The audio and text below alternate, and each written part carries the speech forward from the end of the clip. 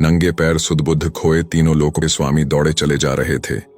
पीछे पीछे रुक्मिणी, जाम्बवती, सत्यभामा, कालिंदी, मित्रबिंदा, सत्या, लक्ष्मणा और भद्रा भी पागल सी दौड़ रही है। ये कौन आ गया जिसके लिए भगवानों के भगवान दौड़ रहे हैं? मंत्री, सेनापति, द्वारपाल सब जड़ होकर खड़े हैं। ऊपर ब्रह्मा जी, कैलाशपति, बृहस्पति, देवराजेंद्र, सूर्य, चंद्र, यम, शनि सबकी चाल रुक गई। पशु पक्षी, नगर गांव सब के सब थम गए। खुद भाग्य विधाता, माया के रचयिता, प्रेम के वशीभूत अश्रु बहाते दौड़ रहे हैं। महल के द्वार से फटेहाल वस्त्र में भगवा वस्त्रधारे सुदामा लौट रहे हैं। उनके पैरों में बिवाई पड़ी थी, कमर झुकी जा रही थी, मानो गरीबी ने उनके देह को भी दरिद्र से भर दिया हो। सखा, सखा कहते दौड़ते हुए श्री कृष्ण उस गरीब ब्राह्मण के गले जा लगे। पल, क्षण, घड़ियां बीतती रहीं। अश्रुओं की बारिश में भीगे दोनों मित्र एक दूजे के गले लगे रहे। देवगण, गंधर्व, मनुष्य, पशु, पक्षी सब मंत्र मुग्ध से प्रेम के इस पावन मिलन को देखते रहे।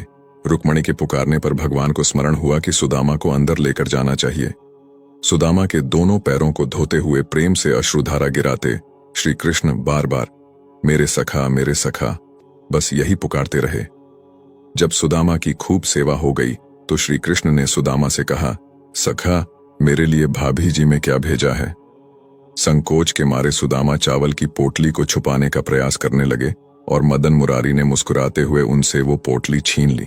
बड़े भाव से श्री कृष्ण ने पोटली से पहली मुट्ठी भरकर खाई और सारे स्वर्ग का वैभव सुदामा के नाम कर दिया।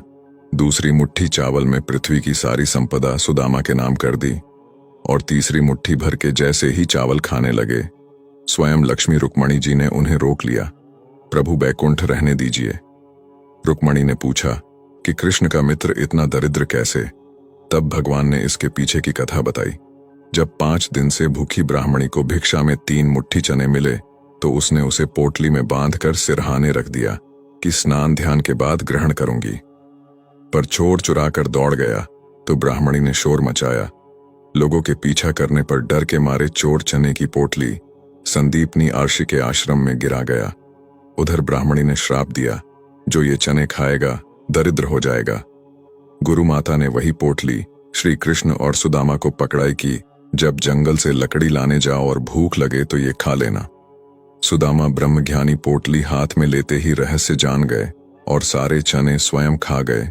गुरु मां की आज्ञा भी रह गई और मित्र कृष्ण को भी बचा लिया। लेकिन वे भूल गए, यदि वे ब्रह्मज्ञानी हैं तो कृष्ण स्वयं नारायण है।